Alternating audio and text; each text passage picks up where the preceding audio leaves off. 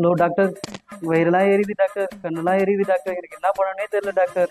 நீங்க ஏதாவது சொல்லுங்க டாக்டர். ம். யூரின் பிடிச்சி வரணுங்களா? இது உடனே வரேன் டாக்டர். அடி முடிச்சாச்சுடா.